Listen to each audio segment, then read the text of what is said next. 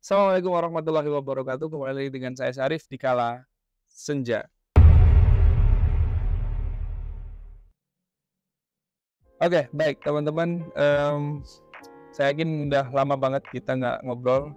Sudah hampir seminggu lebih kita nggak upload video ya. Bukan berarti males, tapi memang lagi banyak kerjaan dan tim kita punya kesibukan masing-masing gitu selain YouTube. Tapi hari ini kita akan coba untuk ngebahas beberapa poin-poin yang ada di pertanyaan. Makanya saya kasih nama segmen ini Learning by Q&A.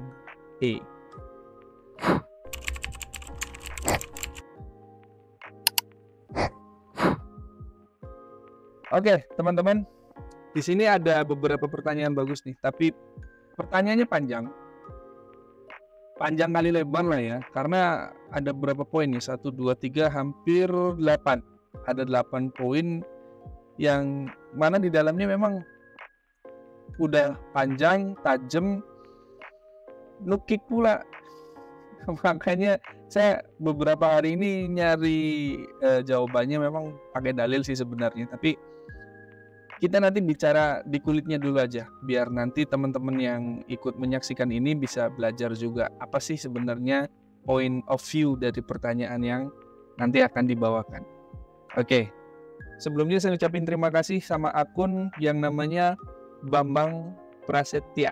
Ya, dia itu nanya di video yang Q&A mulai dari pesugihan korin sampai iblis dibahas habis itu kan. Nah, beliau nanya di sini. Untuk itu kita masuk ke poin pertanyaan pertama. Oke, bismillah. Mas, mau nanya nih.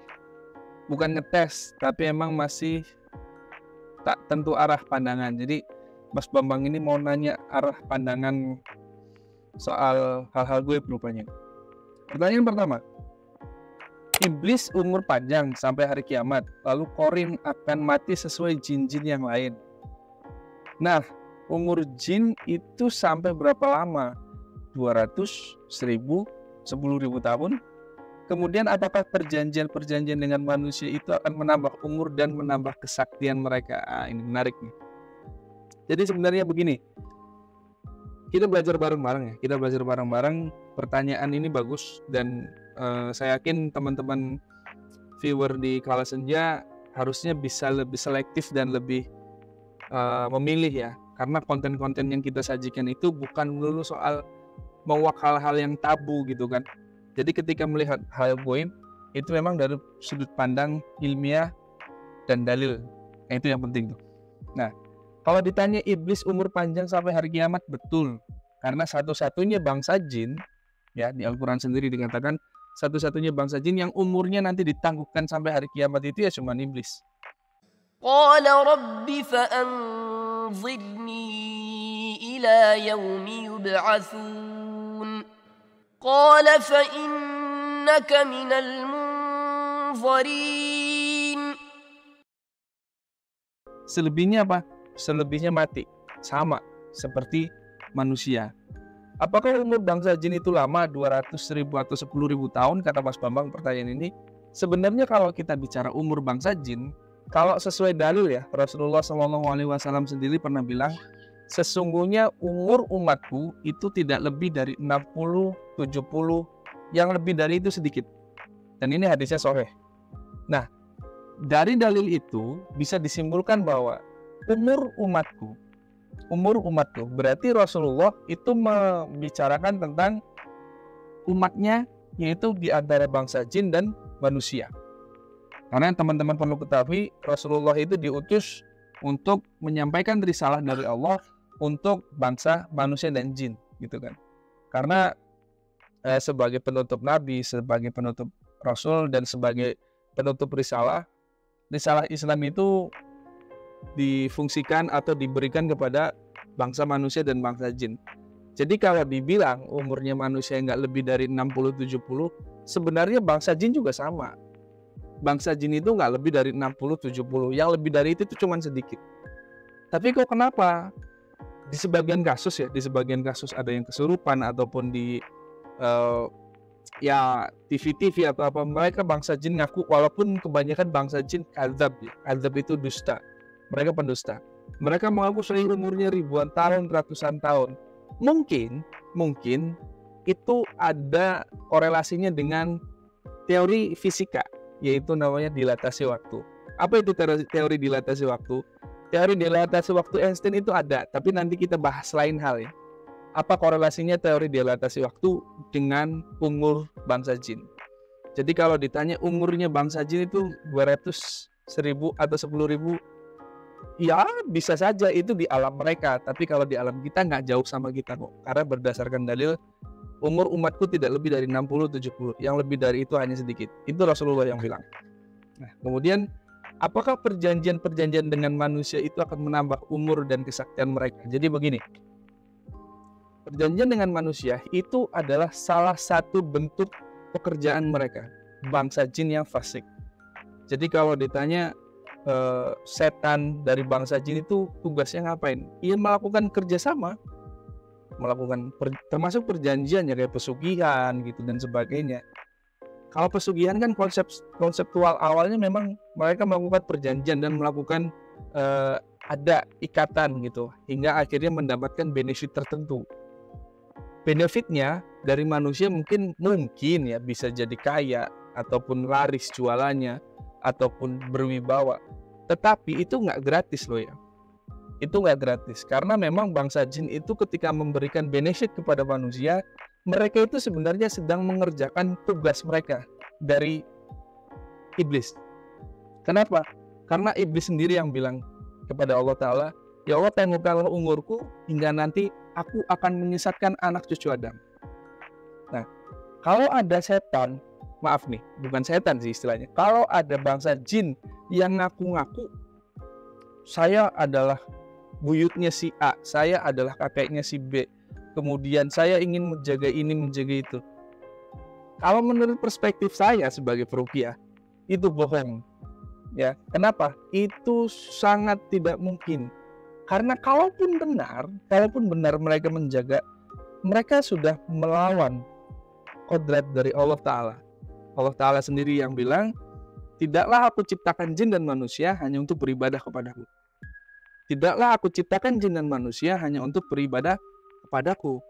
Jadi kalau ada bangsa jin, ngaku-ngaku jadi buyutnya, jadi kakeknya, jadi orang tuanya yang sudah meninggal, kemudian melindungi, ya itu bisa dipastikan sedang mengerjakan tugas mereka. Tugasnya apa? Menjerumuskan anak cucu Adam. Anak cucu Adam itu siapa? Ya kita sebagai manusia. Ya, mungkin itu. Next, lanjut pertanyaan kedua. Korin dari bangsa jin membisikkan kebaikan. Korin dari bangsa malaikat Korin dari bangsa jin membisikkan, ini salah, bukan kebaikan sebenarnya. Korin dari bangsa jin membisikkan keburukan, harusnya gitu ya. Korin dari bangsa malaikat membisikkan kebaikan. Yang korin dari malaikat ini berbeda dengan malaikat Raqib dan Atid kan? Jadi setiap manusia ada 4. Korin jin, korin malaikat, malaikat Raqib dan Atid. Begitukah? Teman-teman harus bedakan.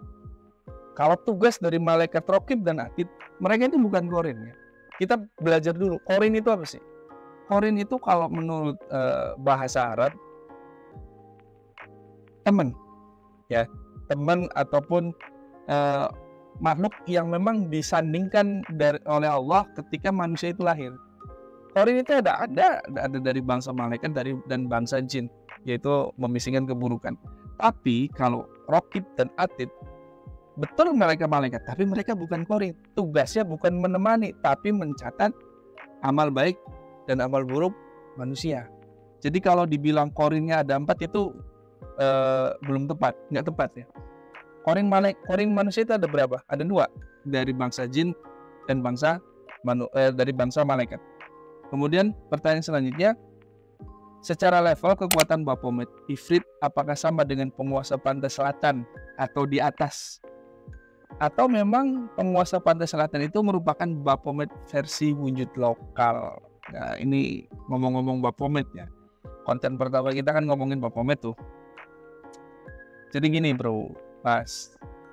Baphomet itu sebenarnya perwujudan, manifestasi dari pemikiran orang-orang yang ingin merdeka, orang-orang yang tidak ingin terikat dengan agama, orang-orang yang tidak ingin terikat dengan aturan-aturan tertentu. Saya sudah bahas di video-video sebelumnya.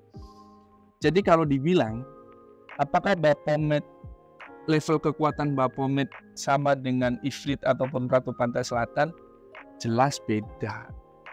Baphomet itu sebenarnya, kalau menurut saya pribadi ya, itu adalah sosok fiktif yang memang di-create. Ada salah satu orang yang membuat sosok Baphomet seperti itu. Kalau teman-teman masih bingung, teman-teman bisa lihat video di Kala Senja yang ini.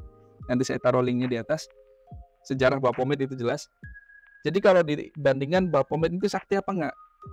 Susah, karena Baphomet itu bukan sosok, bukan entitas, tapi hanya sekedar mitologi ya. Mitologi itu kepercayaan yang dianggap ada, padahal nggak ada, hanya sosok simbol. Nah, kalau Ifrit ataupun Ratu Kidul ya, dalam hal ini Ratu Pantai Selatan, apakah sama? Allahu a'lam. Saya belum pernah berkomunikasi dengan mereka. Kalau Ifrit sering. Ifrit itu biasanya jin yang memang menjadi punggawa. Punggawa itu yang nemenin manusia, atau lebih sering disebutnya dengan jin ikatan, jin nasab atau yang suka terbang-terbang itu Ifrit, biasanya dari jenis Ifrit. Tapi apakah Ifrit sama dengan Ratu Pantai Selatan?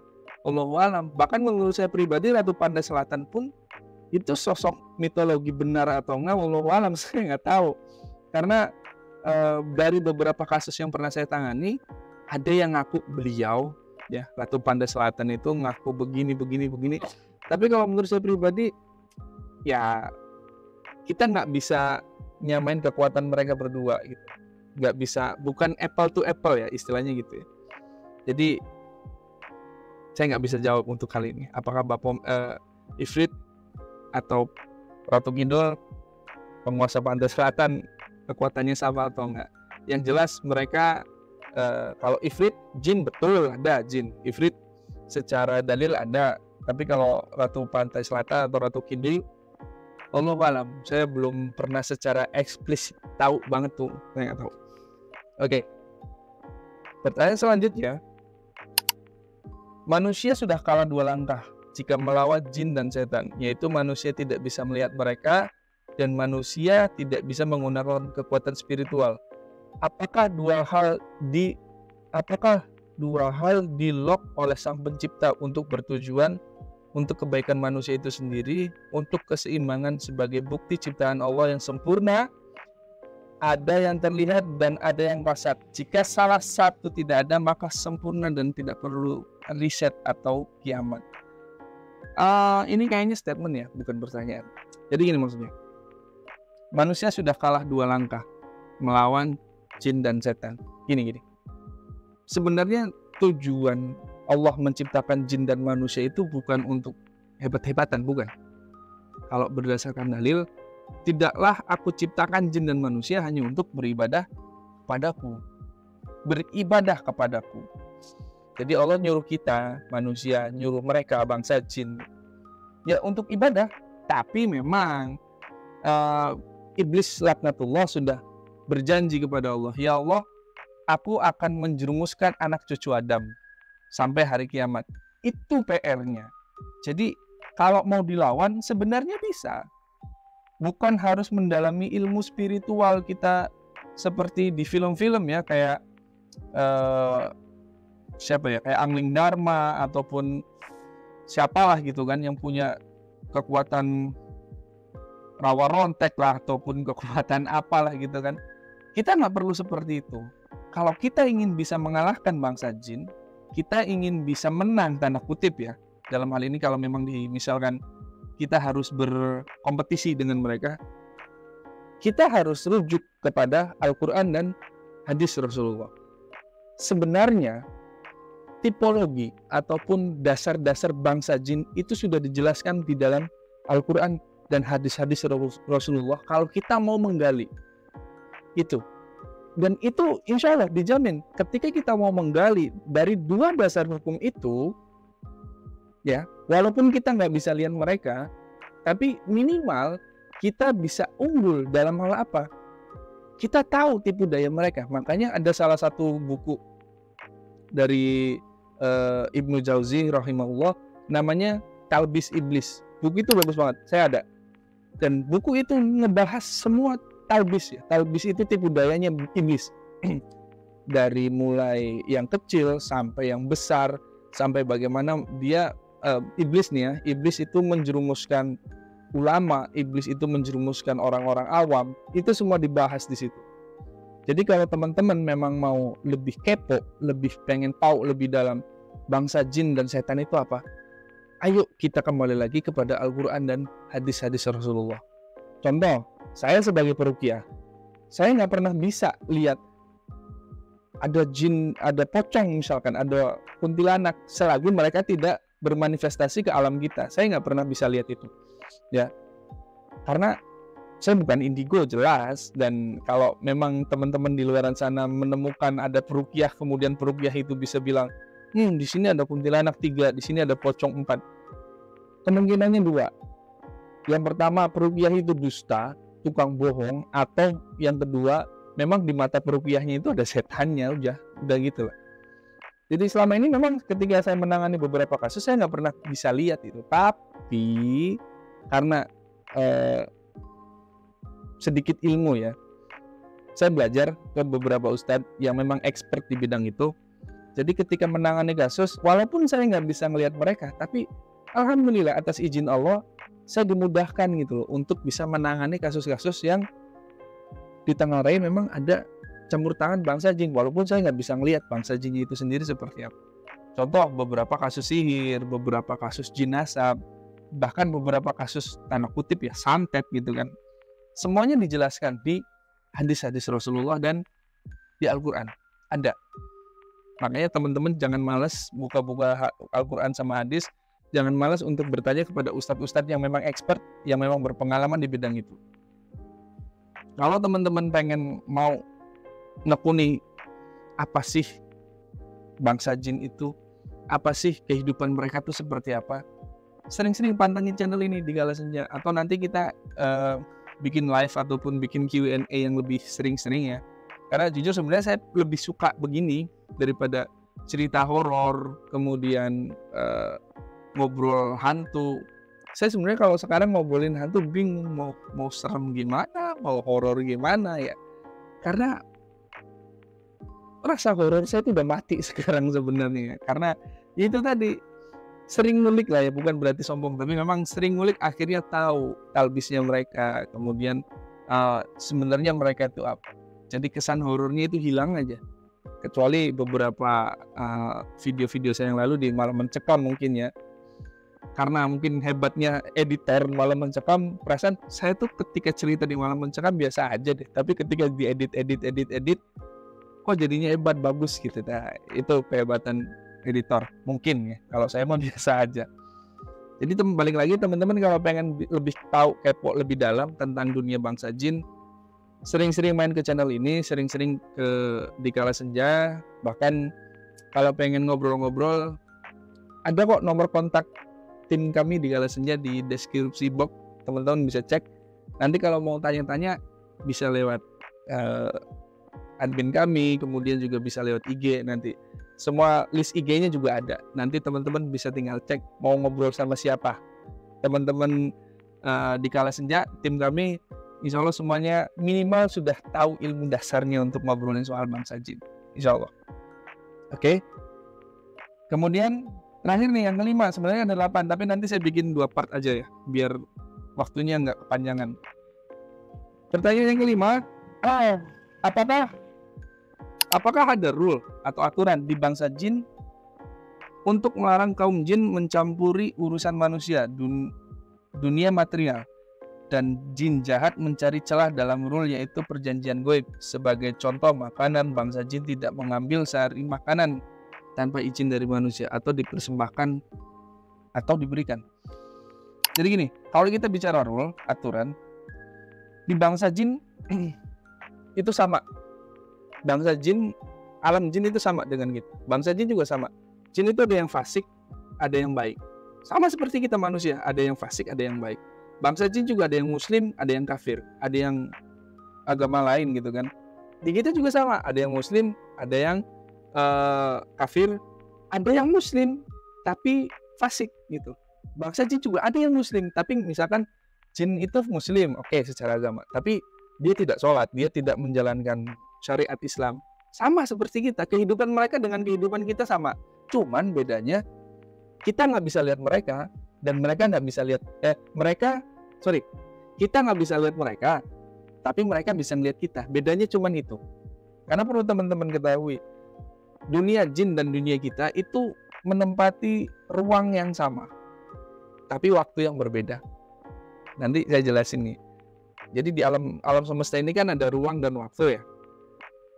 Kita dengan bangsa jin itu menempati ruang yang sama, tapi dimensi yang berbeda. Ruang yang sama, dimensi yang berbeda. Maksudnya gimana sih mas? Nanti saya jelasin di belakang. Di video yang kedua insya Allah nanti saya jelasin. Nah kalau bicara rules atau aturan ya sama. Kalau ada bangsa jin yang lintas alam ke alam manusia, itu dicap sebagai jin yang fasik. Sama seperti kita manusia. Ketika ada manusia yang lintas alam ke bangsa jin atau ke alam jin, itu dicap sebagai manusia yang fasik juga. Karena apa? Karena Allah Ta'ala sendiri bilang, tugas manusia dan tugas bangsa jin itu udah beribadah aja, udah beribadah. Bukan, nggak ada dalil yang menyatakan bahwa bangsa jin bantulah manusia, begitu sebaliknya nggak ada. Allah itu sudah memberikan hijab penutup antara bangsa jin dan manusia. Supaya apa? Supaya balance aja gitu. Kalau teman-teman mau tahu, saya pernah nemu sebuah hadis yang mengatakan bahwa kelahiran bangsa jin dan manusia itu perbandingan 1:9. Bayangin, kalau Allah nggak memberikan hijab, ya, nggak memberikan hijab antara manusia dan bangsa jin, kayak gimana stresnya manusia coba? Contoh gini, kita di rumah ada suami, istri, anak 3 gitu kan, di rumah tangga lah, suami, istri, anak 3. Berarti ada 3 orang nih. Jinnya ada berapa? Ada 9 kalinya. Berarti 3 kali 9 ada 27 bangsa jin di satu rumah tangga. Kayak gimana stresnya coba? Mau masuk kamar mandi nggak bisa. Kalau Allah nggak ngasih hijab nih, ini Masya Allah gitu kan. Allah itu tahu kita itu nggak akan pernah bisa untuk saling lintas alam seperti itu kalau alam jin dan alam manusia nggak diberikan hijab. Kalau alam jin dan manusia, ruang dan dimensi yang disamain itu riweuh. Kalau kita pengen sarapan, tahu-tahu di sebelah kanan kiri ada jin lagi ngeliatin aja kan nggak bisa. Kalau kita pengen pergi kerja, naik motor, terus tiba-tiba di kanan kiri kita ada jin yang jejer gitu kan banyak, kemudian diliatin kayak gitu aja kan nggak bisa. Nah, kuasanya Allah Ta'ala, Allah sudah kasih hijab, sudah kasih pembatas, udah selesai gitu loh.